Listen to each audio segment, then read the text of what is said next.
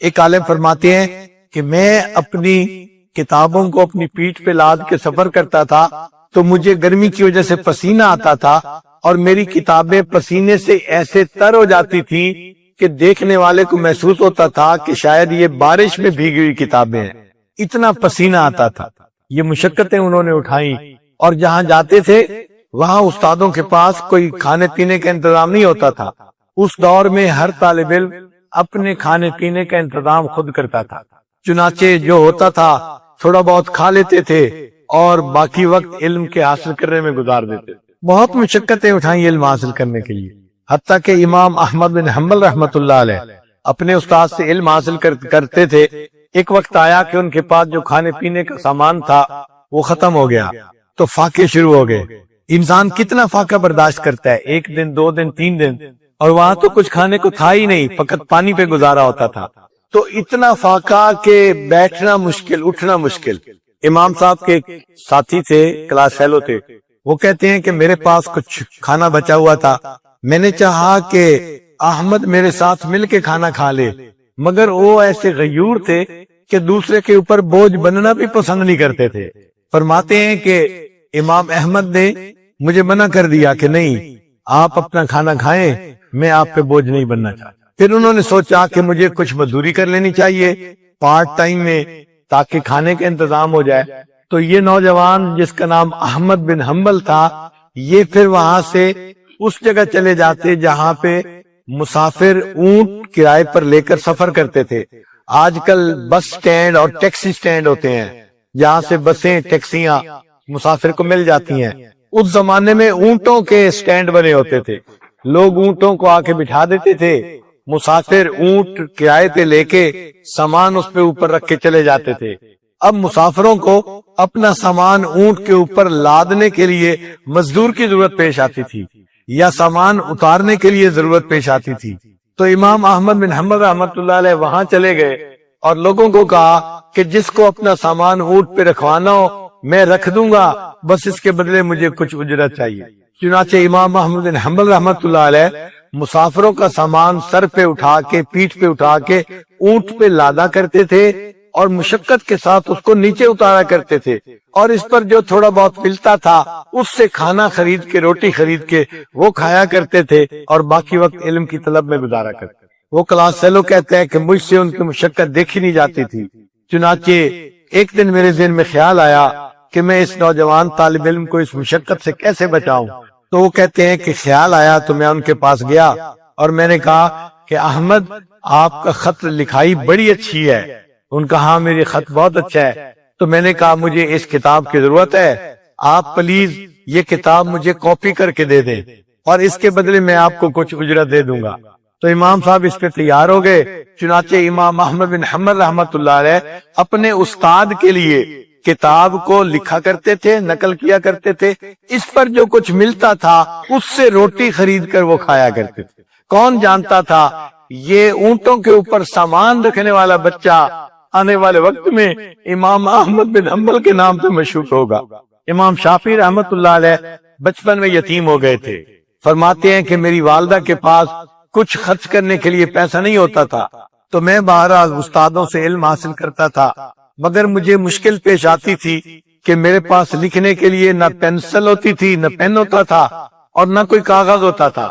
میں نے کئی مرتبہ اپنی والدہ کو کہا کہ مجھے کاغذ خرید کر دے، والدہ کہتی میرے پاس تو پیسے نہیں ہے۔ تو میں اپنے استاد کی تقریر کو زبانی یاد رکھا کرتا تھا، مگر مجھے دل چاہتا تھا کہ میں اس کو کہیں قلم بند کر لوں تاکہ علم محفوظ ہو جائے، تو لکھنے کے لیے کوئی چیز نہیں ہوتی تھی۔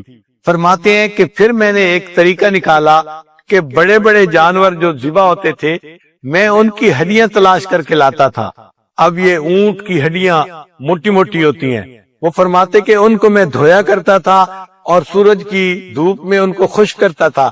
جب وہ خشک ہو جاتی تھی ہڈیاں تو ان کے اوپر میں اپنے نوٹس لکھا کرتا تھا، اس طرح میں اپنے نوٹس بناتا تھا۔ کون جانتا تھا یہ جانوروں کی ہڈیاں تلاش کر کے لکھنے والا نوجوان آنے والے وقت میں امام شافعی بنے گا۔ پھر ایک وقت ایسا آیا کہ اللہ نے ان کو ایسا علم عطا کیا کہ لوگوں میں ان کا بڑا مقام تھا، بڑی عزت تھی، لوگ ان کی بات کی پیروی کرتے تھے۔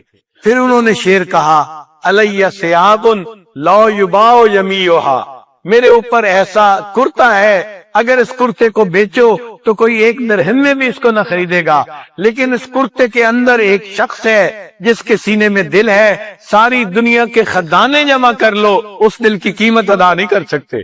پھر اللہ نے ان کو علم عطا کیا۔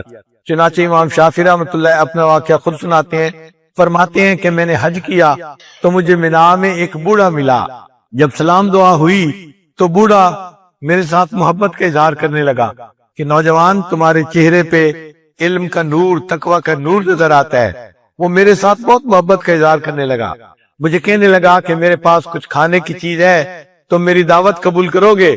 تو امام شافعی رحمۃ اللہ نے فرمایا ہاں میں قبول کروں گا۔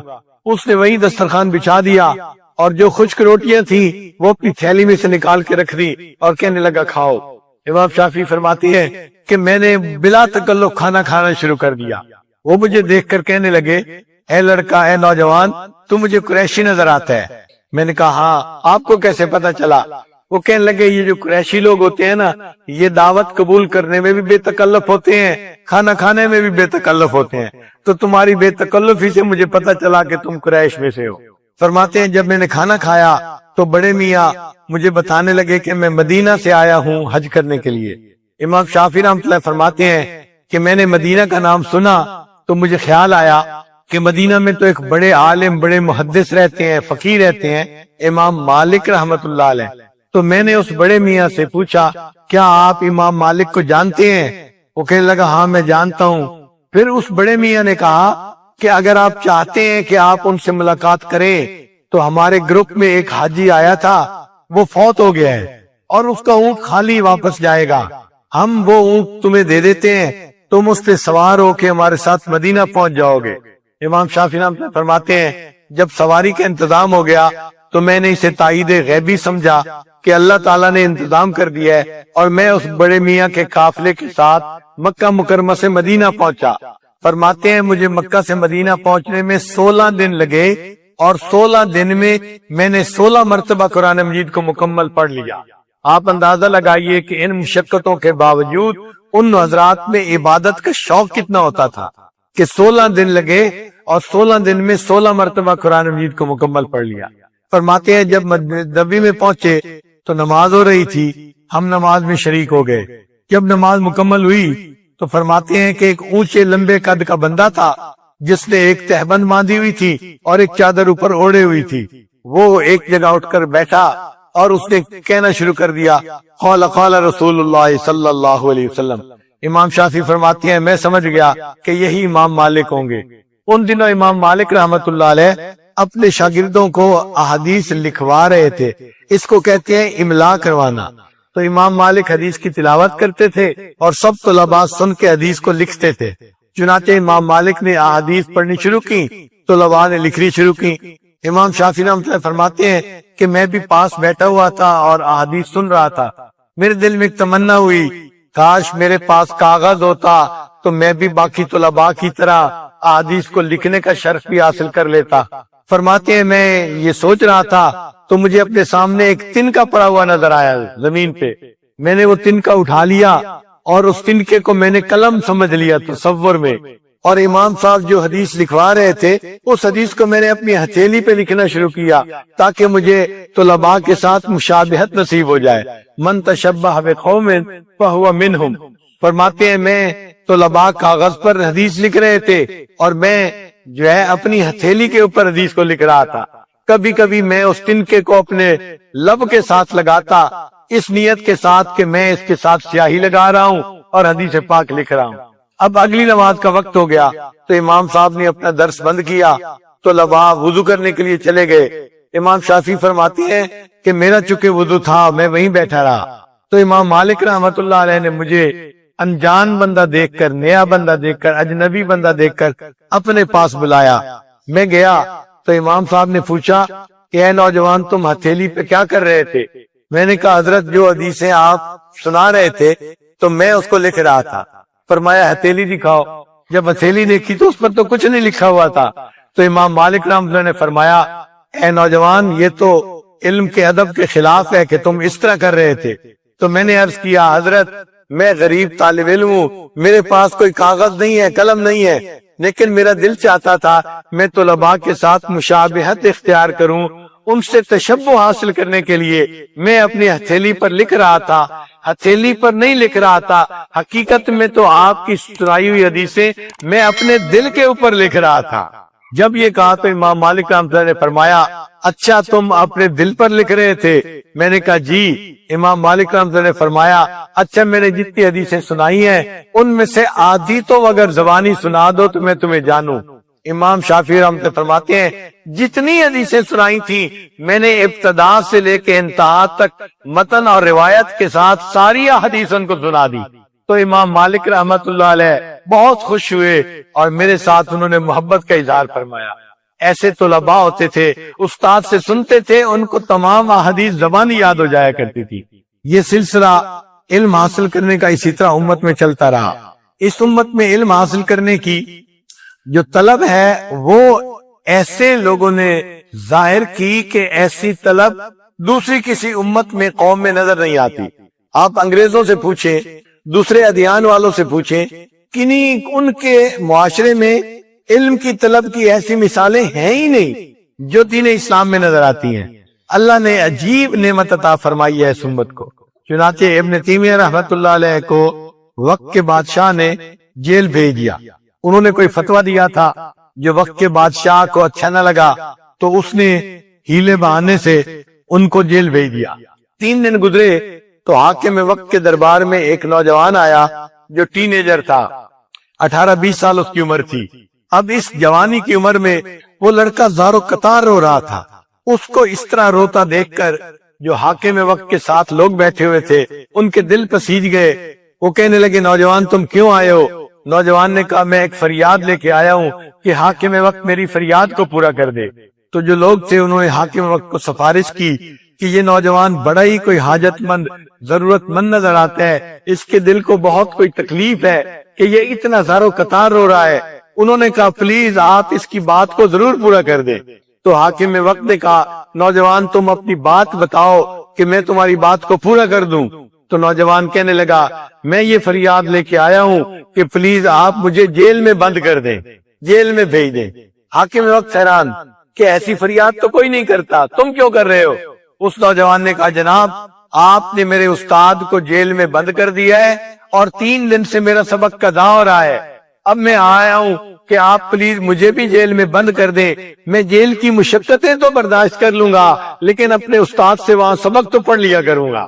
آپ اندازہ لگائیے ان طلباء کے دل میں علم حاصل کرنے کی کتنی طلب ہوتی ہوگی جو جیل میں جانے کے لیے تیار ہے کہ میں اپنے استاد سے وہاں سبق ہی پڑھ لیا کروں گا۔ ان طلباء میں امیروں کے بیٹے بھی ہوتے تھے، غریبوں کے بیٹے بھی ہوتے تھے۔ چنانچہ امیروں کے بیٹوں میں ایک نوجوان تھا جس کا نام تھا عبداللہ۔ ابتدا میں عبداللہ کی زندگی عام نوجوانوں والی تھی اور وہ بھی ایک عام نوجوان کی طرح بس اپنی خواہشات بھری زندگی گزارنے میں لگے ہوئے تھے۔ والد والدہ دونوں بڑے نیک تھے اور وہ دعائیں مانگتے تھے کہ اللہ تعالیٰ عبداللہ کو دین کے علم کے لیے قبول فرما لے۔ عبداللہ نام ہی نہیں سنتا تھا، وہ سونے کا چمچ منہ میں لے کے پیدا ہوا تھا تو مال و دولت کی کثرت نے اس کو بگاڑ دیا تھا۔ بس وہ اپنے نوجوان دوستوں کے ساتھ وقت گزارتا اور دن رات اپنی خواہشات کو پورا کرنے میں لگا رہتا تھا۔ ماں باپ کی دعائیں بڑی نعمت ہوتی ہیں، چنانچہ اللہ نے مہربانی فرمائی کہ ماں باپ کی دعائیں لگیں اور اللہ نے عبداللہ کے رخ کو پھیر لیا۔ واقعہ یہ ہوا کہ عبداللہ ایک لڑکی پہ فریفتہ تھا۔ اس نے اس سے کہا کہ مجھے آپ سے ملاقات کرنی ہے۔ اس نے کہا اچھا تم فلاں موقع پہ گھر کے باہر آ جانا تو میں گھر سے نکل کے تمہارے پاس آ جاؤں گی۔ عبداللہ وہاں آیا اور انتظار میں بیٹھا رہا۔ اللہ کی شان کہ اس کو موقع نہ ملا یا اس کو نیند آ گئی اور وہ لڑکی ساری رات نہیں آئی اور عبداللہ انتظار میں ہی رہا پوری رات۔ سردیوں کی لمبی رات تھی، ٹھٹر بھی رہے تھے اور انتظار بھی کر رہے تھے، حتیٰ کہ صبح کا وقت ہو گیا اور مؤذن نے اللہ اکبر کے الفاظ سے اذان شروع کی۔ جب اللہ اکبر کے الفاظ سنے تو عبداللہ کے دل پہ چوٹ لگی کہ میں ایک عورت کے عشق میں گرفتار ساری رات اس کے انتظار میں بیٹھا رہا اور میرا محبوب میرے پاس نہ آیا، اس نے مجھے دھوکہ دیا۔ اگر میں یہ رات اللہ کی عبادت میں گزارتا تو میرا مالک مجھے قبول کر لیتا۔ عبداللہ نے دل میں عہد کر لیا کہ میں نے گناہوں سے سچی توبہ کر لی، اب میں اللہ کو اپنا محبوب حقیقی بناؤں گا اور دین کا علم حاصل کروں گا اور دینی زندگی گزاروں گا۔ چنانچہ عبداللہ اپنے والد کے پاس آیا، کہنے لگا ابو مجھے تجارت کے سفر پہ جانا ہے۔ والد نے کہا بہت اچھا۔ چنانچہ والد نے 30,000 درہم اس کو دیے کہ جاؤ تجارت کرو۔ عبداللہ تجارت کے لیے نکلا والد کو کہہ کے، اور علماء کی خدمت میں پہنچا اور 2 سال تک ان سے علم حاصل کرتا رہا۔ 2 سال کے بعد جب واپس گیا، والد نے دیکھا تو پہچان لیا اس کی زندگی کی ترتیب بدل گئی ہے اور اب یہ نیک بن گیا ہے۔ تو والد نے کہا بیٹا آپ مجھے کہہ کے گئے تھے کہ تجارت کرنے جا رہا ہوں، آپ نے 30,000 درہم کا کیا کیا؟ عبداللہ نے کہا ابا جان میں نے وہ تجارت کی ہے جس کے ذریعے انسان اپنے مال کو فروخت کر کے آخرت کو خرید کرتا ہے، میں نے وہ تجارت کی ہے۔ چنانچہ والد خوش ہو گئے اور انہوں نے پھر 20,000 درہم اور دیے۔ عبداللہ بن مبارک نے سفر کیا۔ ہم اپنے اساتذہ کا نام اگر شمار کریں نا تو ہم نے اپنی زندگی میں کل 100 کے قریب استادوں سے علم حاصل کیا ہوگا۔ سکول، کالج، یونیورسٹی، مدرسے میں 100 کے قریب حضرات ہوں گے جن سے ہم نے پڑھا ہوگا، یا اس سے بھی کم، یا کچھ لوگ ہوں گے جنہوں نے اس سے کچھ زیادہ استادوں سے علم حاصل کیا ہوگا۔ لیکن یہ عبداللہ ایسا تھا، اس نے اپنی زندگی میں 4,000 اساتذہ سے علم حاصل کیا تھا۔ چنانچہ علم میں وہ مقام پایا کہ جب یہ جاتے تھے تو امام احمد بن حنبل رحمت اللہ علیہ اپنی نشست سے اٹھ جاتے تھے اور اس عبداللہ کو اپنے نشست پر بٹھاتے تھے اور فرماتے تھے کہ مشرق اور مغرب کے علوم کا عالم میرے پاس اس وقت آیا ہے، میں کیوں نہ اس کو اپنی جگہ کے اوپر بٹھاؤں۔ یہ امام اعظم ابو حنیفہ رحمۃ اللہ کے شاگرد بنے اور ان کا نام پھر بعد میں بڑا مشہور ہوا، ان کا نام بنا عبداللہ ابن مبارک رحمت اللہ علیہ۔ اور اسماء و رجال کی کتاب میں ان کے بارے میں اتنی تعریفیں کی گئی ہیں کہ میں نے اپنے استاد سے یہ لفظ سنے، وہ فرماتے تھے کہ امام بخاری رحمت اللہ علیہ کے لیے بھی جو لفظ محدثین نے استعمال نہیں کیے وہ عبداللہ ابن مبارک کے لیے انہوں نے استعمال فرمائے ہیں۔ اتنا اللہ نے ان کو علمی مقام عطا فرمایا اور قبولیت ایسی ملی کہ ایک وقت میں 40,000 طلباء ان سے حدیث کا درس سنا کرتے تھے۔ آپ دیکھیے آج بڑے سے بڑے کوئی محدث ہو بخاری شریف کا درس دیتے ہو تو طلباء کی تعداد 1,000، 2,000، 3,000۔ بڑے بڑے دارالعلوموں میں بخاری شریف کے طلباء کی تعداد 4,000، 5,000۔ ہٹ ہزاری ایک مدرسہ ہے بنگلہ دیش میں، اس عاجز کو وہاں جانے کا موقع ملا، وہاں دور حدیث کے طلباء کی تعداد 4,000 تھی۔ اللہ اکبر، دور حدیث کے طلباء کی تعداد 4,000، تو آج کل طلباء کی تعداد 4,000 اور عبداللہ بن مبارک رحمۃ اللہ کے طلباء کی تعداد 40,000 تھی۔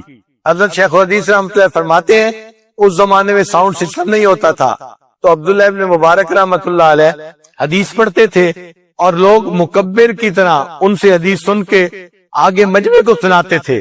تو شیخ الحدیث رحمۃ اللہ نے لکھا ہے کہ جو لوگ ان سے حدیث سن کے آگے سناتے تھے وہ جو مکبرین تھے ان کی تعداد 1,100 ہوا کرتی تھی۔ اب 1,100 لوگ اگر مکبر ہوتے تھے تو مجمع کتنا ہوگا؟ اتنے طلباء ایک وقت میں ان سے حدیث پڑھا کرتے تھے۔ اللہ نے ان کا علمی فیض ایسے آگے پہنچایا۔ ان کے ایک کلاس فیلو تھے اسماعیل رحمت اللہ علیہ، وہ فرماتے ہیں کہ مجھے عبداللہ ابن مبارک کی قبولیت دیکھ کے حیرانی ہوتی تھی اور میں سوچتا تھا کہ جن استادوں سے ہم نے پڑھا انہی سے عبداللہ ابن مبارک نے پڑھا، جتنے وہ ذہین ہیں اتنے تو ہم بھی ذہین ہیں، لیکن ان کی قبولیت کا راز کیا ہے؟ وہ فرماتے تھے کہ پھر بعد میں مجھے پتا چلا کہ ان کے دل میں جو اللہ کا خوف تھا، جو خشیت تھی، اس کی وجہ سے اللہ نے ان کو قبولیت عطا فرمائی تھی۔ وہ اسماعیل رحمت اللہ فرماتے ہیں کہ میں نے عبداللہ ابن مبارک کی زندگی کو بہت قریب سے دیکھا، بہت قریب سے جائزہ لیا۔ 2 سال میں نے ان کی زندگی کو قریب سے دیکھنے کے بعد یہ نتیجہ نکالا کہ عبداللہ ابن مبارک اور صحابہ کرام کے درمیان ایک فرق تھا کہ صحابہ کو نبی علیہ السلام کے دیدار کا شرف حاصل تھا، یہ شرف عبداللہ ابن مبارک کو حاصل نہیں تھا۔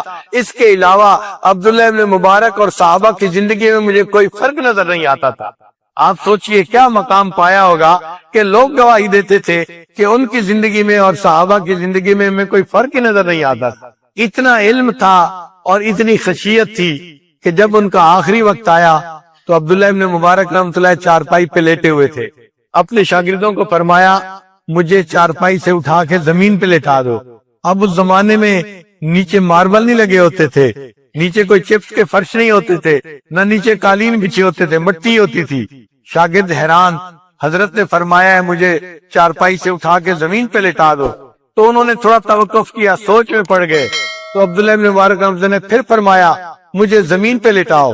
چنانچہ شاگردوں نے الامر فوق الادب حکم کی وجہ سے اٹھا کے اپنے استاد کو زمین پر لٹایا. تو لوا کہتے ہیں کہ عبداللہ ابن مبارک رحمۃ اللہ علیہ کو موت کے آخری جو اوقات تھے, لمحات تھے زندگی کے, اس وقت میں جب ہم نے زمین پہ لٹایا تو ہماری چیخیں نکل گئیں کہ عبداللہ ابن مبارک رحمۃ اللہ علیہ اپنے رخسار کو زمین کے ساتھ رگڑنے لگے, اپنے رخسار کو زمین کے ساتھ رگڑنے لگے اور اپنی سفید داڑھی کو پکڑ کے اللہ کے سامنے رو کر کہنے لگے اللہ عبداللہ کے بڑھاپے پر رحم فرما. وہ اللہ کی عظمت کو جانتے تھے, بے نیازی کو جانتے تھے. نہیں کہا اللہ میں نے حدیث پڑھائی ہے, ایک وقت میں 40,000 طلباء شاگرد تھے, اتنے لوگوں کی زندگیوں کو میں نے بدلا ہے, اپنا کوئی عمل اللہ کے سامنے پیش نہیں کیا. وہ جانتے تھے کہ اللہ بے نیاز ہے, اللہ کے سامنے کوئی اپنے عمل نہیں پیش کر سکتا. بس اتنا کہا اللہ عبداللہ کے بڑھاپے پہ رحم فرما لے. اللہ اکبر کبیرہ. ایسے حضرات تھے جنہوں نے علم کی خدمت کر کے اپنی پوری زندگی اس میں لگا دی. حالانکہ یہ عمراء کے بیٹے تھے, مگر اللہ نے ان کو علم کی طلب دی تھی اور انہوں نے اس طرح علم کی خدمت میں اپنی زندگی لگائی. ایک اور نوجوان جو بڑے امیر باپ کے بیٹے تھے, اس کا نام تھا محمد, اور باپ نے ان کو امام اعظم ابو حنیفہ رحمۃ اللہ علیہ کے پاس آ کر چھوڑا. حضرت میں چاہتا ہوں کہ آپ ان کو علم پڑھائیں. حضرت نے فرمایا ٹھیک ہے اس کو بھیجیں, مگر یہ جو اس کا فاخرانہ لباس ہے نا, اس کی بجائے اس کو عام معمولی لباس میں میرے پاس بھیجا کریں. تو وہ محمد بھی امام اعظم ابو حنیفہ رحمۃ اللہ کے پاس پڑھنے کے لیے آتے تھے. چند مجالس میں امام اعظم ابو حنیفہ رحمۃ اللہ کو پتہ چل گیا کہ یہ بچہ قرآن پاک کا حافظ نہیں ہے. تو امام صاحب نے اسے فرمایا کہ بھئی میرا شاگرد بننے کے لیے پری کوالیفیکیشن یہ ہے کہ وہ بچہ حافظ قرآن ہونا چاہیے, آپ جائیں اور حفظ کر کے واپس آئیں. وہ نوجوان محمد اٹھا اور وہ کہنے لگا اچھا حضرت میں جاتا ہوں, اور چلا گیا دوسرے استاد کے پاس علم حاصل کرنے کے لیے. ایک ہفتے کے بعد وہ پھر امام صاحب کو ملنے کے لیے آیا. تو امام صاحب سمجھے کہ شاگرد ہے, ایک ہفتے کے بعد پھر سلام کرنے کے لیے آ گیا ہوگا. تو امام صاحب نے پوچھا بھئی آپ تو حفظ کرنے کے لیے گئے تھے, ایک ہفتے کے بعد کیوں آ گئے؟ حضرت میں ایک ہفتے میں پورا قرآن پاک یاد کر کے واپس آ گیا ہوں. یہ اتنے ذہین تھے کہ امام شافعی رحمۃ اللہ علیہ فرمایا کرتے تھے میں نے اپنی زندگی میں اتنا ذہین انسان نہیں دیکھا جتنا میں نے امام محمد رحمۃ اللہ علیہ کو دیکھا. یہ امام اعظم ابو حنیفہ رحمۃ اللہ کے شاگرد تھے. انہوں نے امام صاحب سے علم حاصل کیا اور واقعی علم حاصل کرنے کا حق ادا کر دیا. امام اعظم ابو حنیفہ رحمۃ اللہ علیہ ان سے بھی زیادہ ذہین تھے. ان کی ذہانت کے بعد باتیں کیا کرنی یا واقعات کیا بتانے. اللہ تعالیٰ نے ان کو علم میں مقام دیا تھا کہ امام شافعی رحمۃ اللہ علیہ فرمایا کرتے تھے کہ لوگ فقہ میں ابو حنیفہ کے تو بال بچے ہیں. امام شافعی رحمۃ اللہ فرمایا کرتے تھے کہ اللہ نے ان کو اتنا استدلال کی قوت عطا فرمائی کہ اگر وہ کسی ستون کو سونے کا ثابت کرنا چاہیں تو ایسے دلائل دیں گے کہ لوگ ان کی بات کو قبول کر لیں گے. اللہ نے ان کو ایسی ذہانت عطا فرمائی تھی. ایک مرتبہ فقہاء میں مسئلہ چلا, ایک آدمی 4 رکعت کی نیت باندھے نماز کی تو 2 رکعت کے بعد عبدہ و رسولہ پڑھ کے اس کو کھڑے ہو جانا چاہیے تیسری رکعت میں. لیکن یہ بندہ جو نماز پڑھ رہا ہے اس کو دھیان نہیں رہا اور یہ عبدہ و رسولہ کے بعد آگے درود شریف پڑھنا شروع کر دیتا ہے. تو اس کا کیا حکم ہے؟ امام اعظم رحمۃ اللہ سے مسئلہ پوچھا گیا. امام اعظم رحمۃ اللہ نے فرمایا اگر وہ بھول گیا اور اس نے عبدہ و رسولہ کے بعد کھڑے ہونے کی بجائے اللہم کا لفظ پڑھ لیا تو کوئی حرج نہیں, ابھی بھی وہ کھڑا ہو جائے اور نماز کو مکمل کر لے, نماز ہو جائے گی.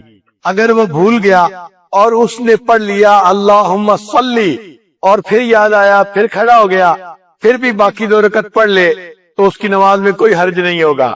اچھا اگر اس نے پڑھا اللہم صلی علی اور پھر یاد آیا، فرمایا پھر بھی کھڑا ہو جائے اور پڑھ لے باقی 2 رکعتیں تو بھی اس کی نماز ہو جائے گی۔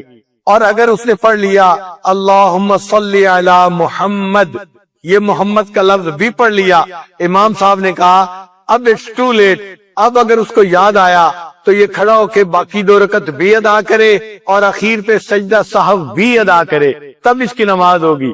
امام صاحب نے یہ فتویٰ دیا۔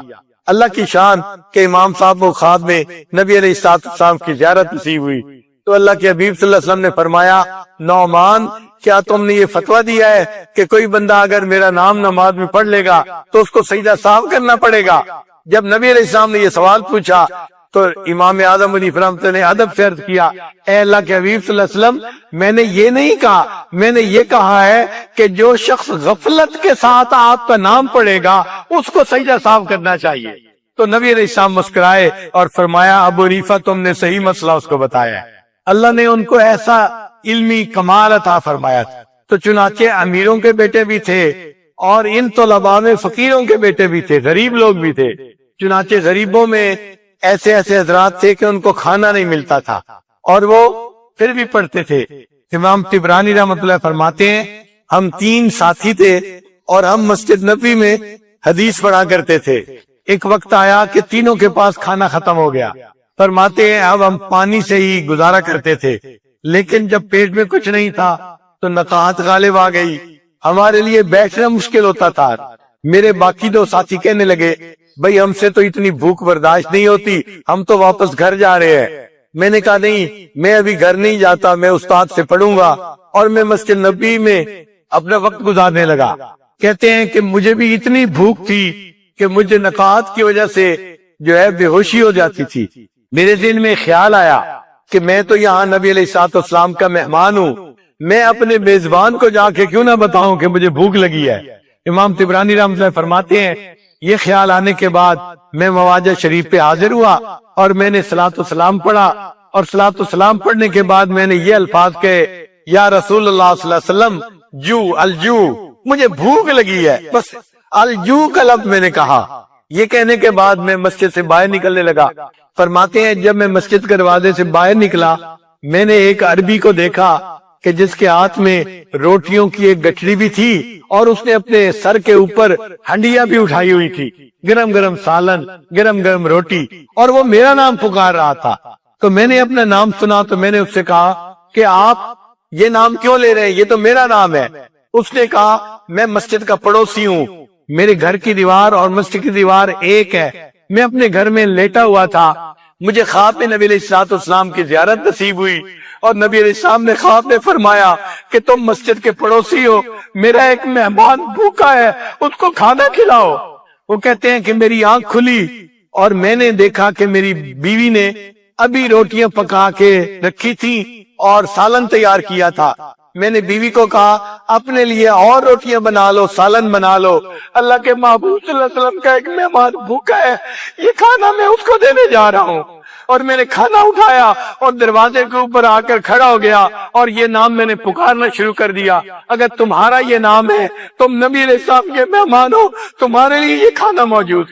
کیسے طلباء تھے جن کے ساتھ اللہ کے محبوب صلی اللہ علیہ وسلم کو اتنی محبت تھی کہ وہ اللہ کے حبیب صلی اللہ علیہ وسلم کے مہمان تھے۔ چنانچہ ایک عالم فرماتے ہیں کہ میرے پاس کھانے کو کچھ نہیں ہوتا تھا تو قریب ایک نان بائی کی دکان تھی، میں اس نان بائی کی دکان کے پاس جا کے مطالعہ کیا کرتا تھا، کیونکہ وہاں بیٹھے بیٹھے مجھے روٹیاں پکنے کی خوشبو آتی تھی اور میں اپنے نفس کو تسلی دیتا تھا اگر روٹی کھانے کو نہیں تو روٹیوں کی خوشبو تو محسوس ہو رہی ہے، اللہ روٹی بھی عطا فرما دیں گے، اور اس طرح میں اپنا وقت گزارتا تھا اور اپنے آپ کو مطالعے میں مشغول رکھا کرتا تھا۔ اللہ اکبر، یہ کیسے حضرات تھے جنہوں نے اتنی بھوک برداشت کر کے پھر بھی علم کو حاصل کیا اور علم حاصل کر کے اس دنیا سے چلے گئے۔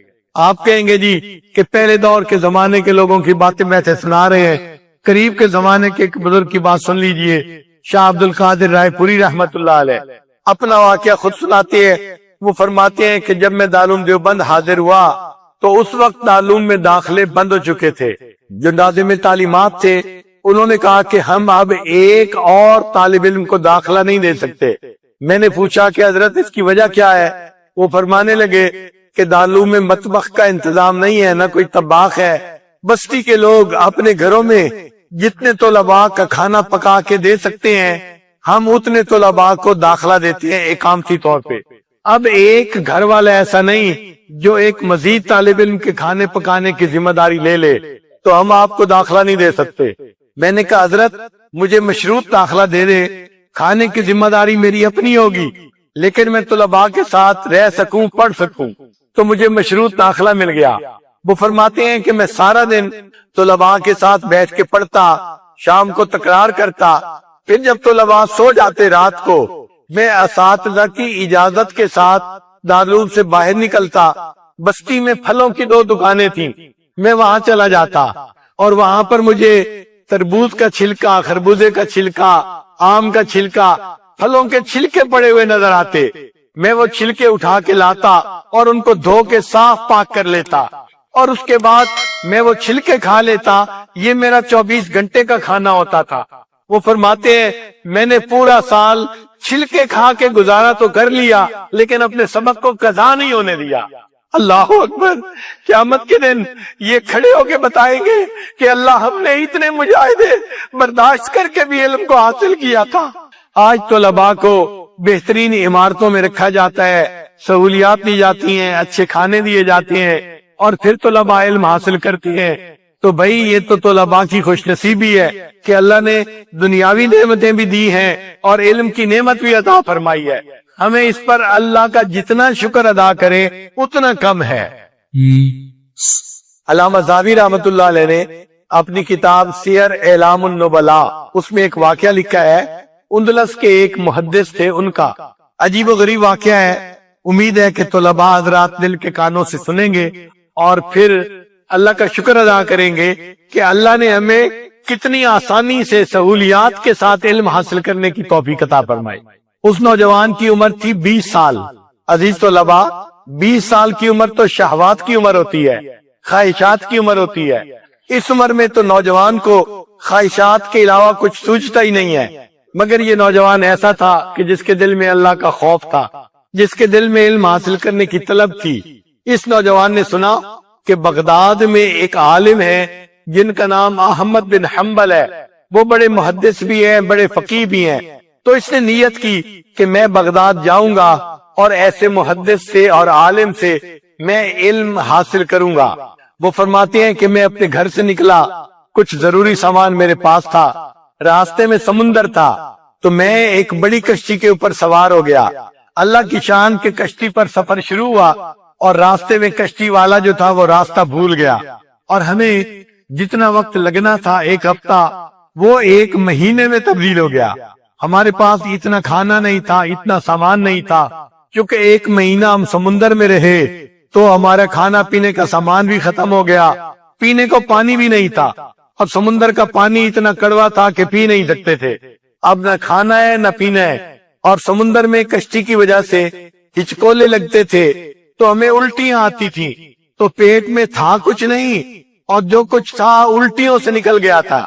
کہتے ہیں کہ ہماری طبیعت بڑی خراب اور ہمیں موت آنکھوں سے نظر آ رہی تھی، حتیٰ کہ اللہ اللہ کر کے ایک وقت آیا کہ کشتی ساحل کے ساتھ لگی۔ وہ کہتے ہیں میں نے اللہ کا شکر ادا کیا اور اپنے سامان کو لے کے میں پھر پیدل چل پڑا۔ اب مجھے کئی 100 کلومیٹر کا سفر پیدل طے کر کے بغداد پہنچنا تھا۔ مجھے یہ کئی 100 میل کا سفر آسان نظر آ رہا تھا کہ سمندر کے ہچکولے تو نہیں ہے۔ میں نے گٹھڑی سر کے اوپر رکھی اور پیدل چلنا شروع کر دیا۔ وہ کہتے ہیں چلتے چلتے تھکاوٹ سے میرا حال خراب تھا، نہ کچھ کھانا نہ کچھ پینا، بوجھ سر پہ اٹھا کے چلنا چلنا چلنا۔ فرماتے ہیں کہ ایک ایسی جگہ میں پہنچا کہ جہاں پہ مجھے بغداد شہر کے مکانات دور سے نظر آنے لگے۔ میں اتنا تھکا ہوا تھا کہ ایک درخت کے سائے میں نے اپنا سامان نیچے اتارا اور میں لیٹ کے سو گیا۔ گہری نیند تھی، جب سو کے اٹھا تو طبیعت کچھ فریش تھی۔ میں نے پھر سامان اٹھایا کہ میں چلوں اور بغداد شہر میں جاؤں اور امام احمد بن حنبل سے اپنا علم حاصل کروں۔ فرماتے ہیں میں جا رہا تھا، مجھے بغداد شہر کا ایک بندہ آتا ہوا دکھائی دیا۔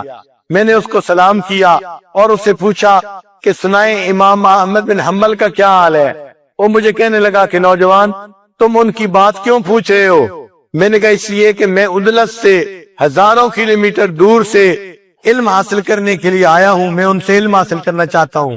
اس آدمی نے افسوس کا ایک سانس لیا لمبا اور ٹھنڈی سانس لے کے کہا نوجوان تمہاری یہ خواہش پوری نہیں ہو سکے گی، اس لیے کہ تم امام احمد بن حنبل سے علم حاصل نہیں کر سکتے۔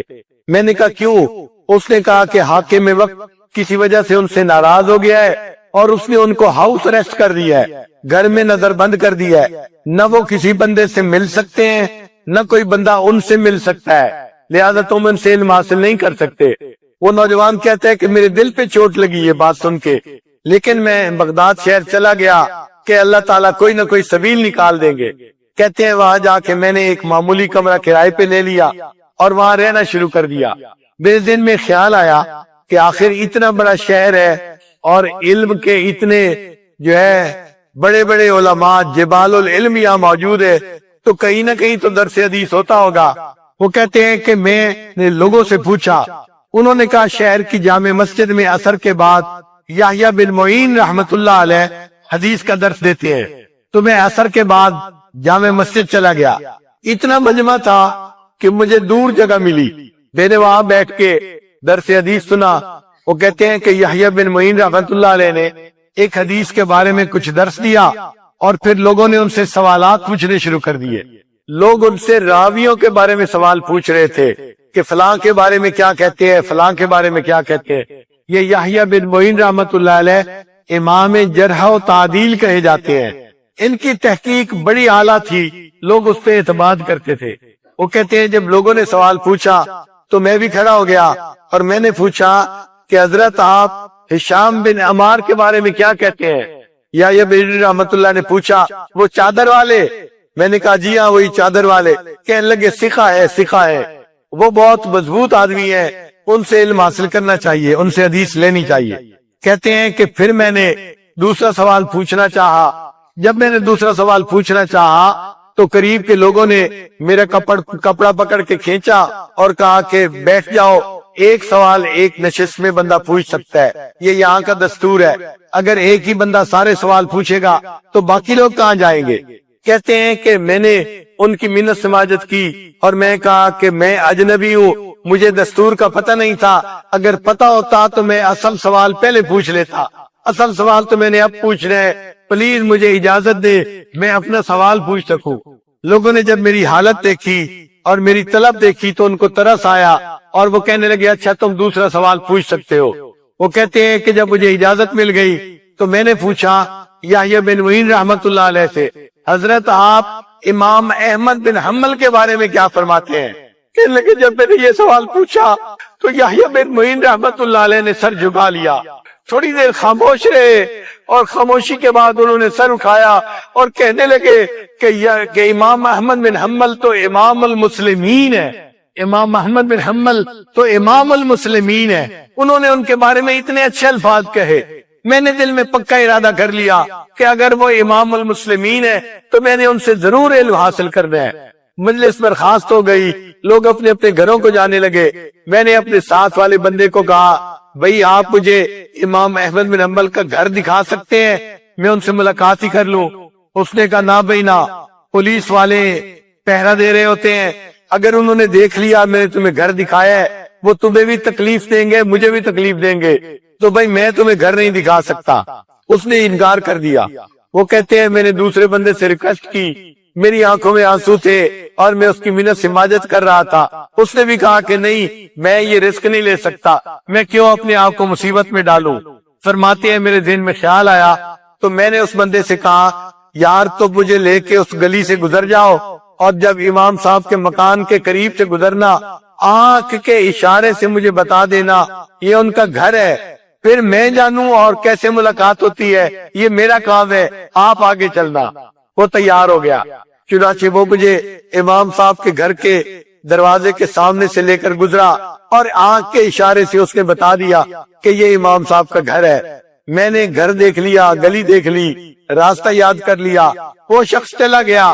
اب میں واپس اپنے کمرے میں آیا اور میں نے سوچا کہ امام صاحب سے میری ملاقات کیسے ہوگی، عام بندہ بن کے جاؤں گا تو پولیس والے مجھے تکلیف دیں گے اور امام صاحب کو بھی تکلیف دیں گے، تو میں کیسے جاؤں؟ وہ کہتے ہیں میں سوچتا رہا، پھر میرے ذہن میں خیال آیا کہ میں ایک فقیر بن جاتا ہوں، فقیر بن کے میں سارا دن بھیک مانگوں گا تاکہ لوگ مجھے فقیر کی حیثیت سے یاد کرے، پہچانے، اور اس حال میں امام صاحب کے دروازے پہ جا کے صدا لگاؤں گا، اگر امام صاحب نے دروازہ کھول دیا تو میں ان کے ساتھ بات چیت کروں گا۔ وہ کہتے ہیں کہ اگلے دن میں نے اپنا گھٹنا کپڑے کے ساتھ باندھ لیا، جیسے کوئی زخم ہوتا ہے اور اس کو باندھا ہوا ہوتا ہے، اور میری حالت تو ویسے ہی فقیروں والی تھی۔ میں نے ہاتھ میں ایک پیالہ بھی پکڑ لیا اور میں باہر نکلا، اور ایک ہاتھ میں لاٹھی ایک ہاتھ میں پیالہ، اور میں نے مانگنا شروع کر دیا۔ اس زمانے میں جو فقیر ہوتے تھے وہ چیز نہیں مانگتے تھے، بس یہ صدا لگاتے تھے اجرکم علی اللہ، اجرکم علی اللہ، اور ان کی اس بات کو سن کے لوگ سمجھتے تھے کہ یہ ضرورت مند ہے تو کچھ نہ کچھ دے دیا کرتے تھے۔ وہ نوجوان کہتا ہے کہ میں باہر نکلا اور میں نے آواز لگانی شروع کر دی، اجرکم علی اللہ، اجرکم علی اللہ۔ اب کچھ لوگ مجھے تیکھی نظروں سے دیکھتے کہ چہرہ تو نوجوانوں والا ہے، 20 سال کی عمر تھی، یہ کیوں مانگ رہا ہے، بری بات ہے۔ اور کچھ بندے میرے اوپر ترس کھا لیتے کہ کوئی معذور ہوگا اور مجھے دے دیتے، اور میں چل بھی معذوروں کی طرح رہا تھا۔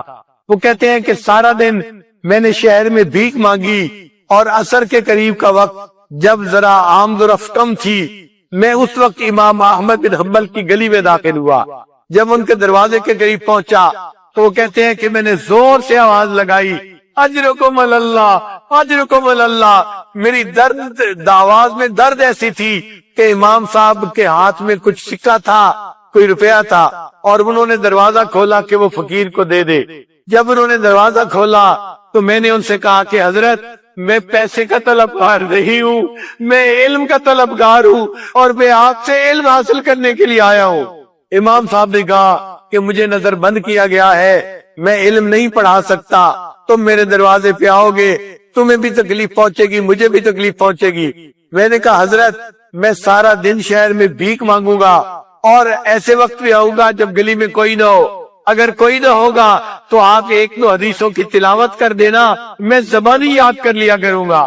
میں سنت کا طالب ہوں اور سنت کا متلاشی ہوں، اور اگر کوئی بندہ نظر آئے تو آپ یہی سکہ میرے کشکول میں ڈال دینا، میں ویسے ہی چلا جاؤں گا۔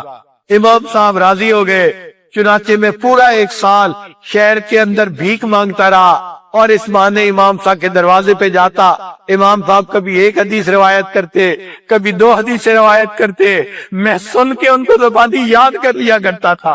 1 سال کے بعد وقت کا حاتب فوت ہو گیا، جو نیا حاکم بنا اس کو امام صاحب کے ساتھ عقیدت تھی، اس نے امام صاحب کی نظر بندی بھی ختم کر دی اور ان کا مسجد میں درس بھی شروع کروا دیا۔ فرماتے ہیں کہ جب امام صاحب مسجد میں درس کے لیے تشریف لائے، لوگوں کا ایک بڑا ہجوم تھا، ہزاروں کی تعداد میں لوگ درس سننے کے لیے آئے تھے۔ میں بھی وہاں پہنچا، لیکن مجمع زیادہ تھا، مجھے جگہ نہیں مل رہی تھی۔ وہ فرماتے ہیں کہ امام احمد بن حنبل رحمۃ اللہ علیہ انہوں نے مجھے دیکھا دور سے بیٹھے ہوئے، تو فرمایا طلباء کو کہ بھائی یہ جو نوجوان طالب علم ہے اس کو ذرا میرے قریب آنے دو، علم کا صحیح طالب علم تو یہ ہے۔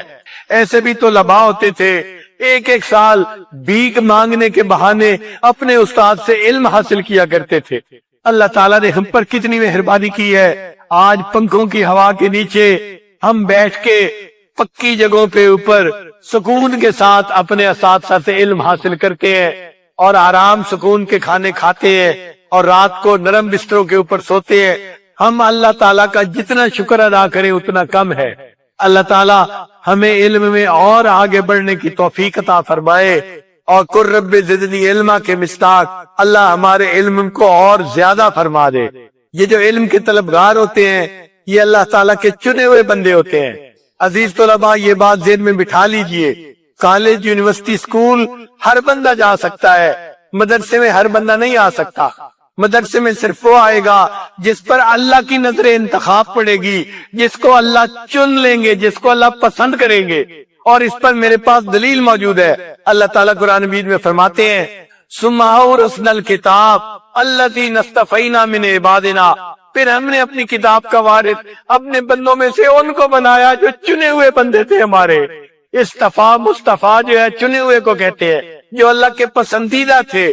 اللہ جن کو چنتا ہے ان کو مدارس میں بھیجتا ہے علم حاصل کرنے کے لیے۔ آپ اللہ کے چنیدہ بندے ہیں، اللہ کا شکر ادا کرے اور اس علم کو حاصل کرنے کے لیے خوب محنت کرے۔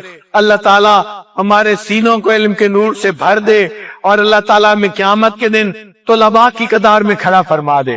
عزیز طلباء، آخری بات، اللہ تعالیٰ نے اس دنیا میں کچھ لوگوں کے سامنے اینٹ رکھ دی ہے، پتھر رکھ دیا ہے۔ وہ سارا دن بیچارے اینٹوں کو اینٹوں سے جوڑتے ہیں، مکان تعمیر کرتے ہیں۔ ہم ان کو میسن کہتے ہیں، مستری کہتے ہیں، اور اسی میں ان کی زندگی گزر جاتی ہے، ساری زندگی اینٹوں کو اینٹوں سے جوڑتے ہوئے۔ کچھ لوگوں کے سامنے اللہ نے لکڑی کو رکھ دیا، وہ لکڑی کو کاٹتے ہیں، لکڑی کو جوڑتے ہیں، اور ان کو ہم کارپینٹر کہتے ہیں، وہ فرنیچر بناتے ہیں۔ ان کی پوری زندگی فرنیچر بنانے میں گزر جاتی ہے۔ کچھ لوگوں کے سامنے اللہ نے کپڑے کو رکھ دیا، وہ کپڑے کو کاٹتے ہیں، کپڑے کو جوڑتے ہیں، لباس بناتے ہیں، ہم ان کو درزی کہتے ہیں، اور اسی میں ان کے وقت گزر جاتا ہے، وہ ٹیلر ماسٹر ہوتے ہیں۔ کچھ لوگوں کے سامنے اللہ نے لوہے کو رکھ دیا، وہ لوہے کے پرزے کھولتے ہیں، لوہے کے پرزے جوڑتے ہیں، سارا دن اسی میں گزر جاتا ہے، اور ان کی زندگی لوہے کے پرزے توڑنے جوڑنے میں گزر جاتی ہے۔ کسی کے سامنے اللہ نے پتھر رکھا، کسی کے سامنے لکڑی رکھی، کسی کے سامنے اللہ نے کپڑا رکھا، کسی کے سامنے اللہ نے لوہا رکھا۔ عزیز طلباء، آپ کتنے خوش نصیب ہیں، آپ کی چولی میں اللہ نے قرآن رکھ دیا، اپنے نبی کا فرمان رکھ دیا۔ آپ کی خوش قسمتی کی انتہا ہے، آپ سارا دن قرآن پڑھتے ہیں، نبی علیہ السلام کا فرمان پڑھتے ہیں، اور اسی میں آپ کی زندگی کا وقت گزر رہا ہے۔ کل قیامت کے دن اللہ تعالیٰ پوچھیں گے، میرے بندے تم دنیا میں کیا کر کے آئے؟ تو اس وقت جہاں اصحاب صفہ کھڑے ہو گے کہ ہم نے نبی علیہ السلام سے علم حاصل کیا تھا، حضرات محدثین فقہا کھڑے ہوں گے، ہم نے اس طرح سے علم حاصل کیا تھا، بقی الدین ابن مخلد رحمت اللہ علیہ کھڑے ہوں گے، اللہ میں نے بھیک مانگنے کے بہانے امام احمد بن حنبل سے علم حاصل کیا تھا، انشاءاللہ اسی قطار میں ہم بھی کھڑے ہوں گے۔ یا اللہ، ہم بھی علم حاصل کرنے کے لیے جامعہ میں جایا کرتے تھے، استادوں سے علم پڑھا کرتے تھے، ہم بھی یہ کہہ سکیں گے، اللہ تیرے قاعدے کو جبینوں سے بسایا ہم نے، تیرے قرآن کو سینوں سے لگایا ہم نے۔ وہ وقت جب کہ نوجوان صبح اٹھتے تھے، کوئی کالج جاتا تھا، کوئی یونیورسٹی جاتا تھا، اللہ ہم مدرسے جاتے تھے اور قرآن اور حدیث کو وہاں جا کے پڑھا کرتے تھے۔ پھر اللہ تعالیٰ کی رحمت کی نظر ہوگی اور اللہ تعالیٰ اس علم کی برکت سے ہماری مغفرت فرما دیں گے۔ حضرت بنوری رحمت اللہ علیہ طلباء کو فرمایا کرتے تھے کہ قیامت کے دن اللہ تعالیٰ فرمائیں گے، یا معاشر العلماء، اے علماء کی جماعت، لم ادع علمی فیکم لأعذبکم، میں نے علم کو تمہارے سینے پہ اس لیے نہیں بھرا تھا کہ آج میں مخلوق کے سامنے تمہیں رسوا کروں، جاؤ میں نے تمہیں بلا حساب آج جنت عطا فرما دی۔ اللہ تعالیٰ قیامت کے دن ہمارے ساتھ بھی بلا حساب والا معاملہ فرمائے۔ ہم واقعی ناپ تول کے قابل نہیں ہے، اگر ناپ تول کا معاملہ ہوا ہمارے پاس شرمندگی اور رسوائی کے سوا کچھ نہیں۔ اے اللہ، آپ ہم پر رحمت فرما دیجیے گا، ہم ناپ تول کے قابل نہیں ہے، آپ بغیر حساب کتاب ہمیں جنت عطا فرما دیجیے گا۔ اللہ تعالیٰ ہمارا جامعہ میں آنا قبول فرمائے اور علم کی ہمیں یہ سچی پکی نسبت عطا فرمائے۔ عمل کے اپنے اساس کیا ہے، بجز ندامت کے پاس کیا ہے، رہے سلامت تمہاری نسبت، میرا تو بس آسرا یہی ہے، یہی ہمارا آسرا ہے۔ اللہ تعالیٰ اسی کے صدقے ہمیں دنیا میں بھی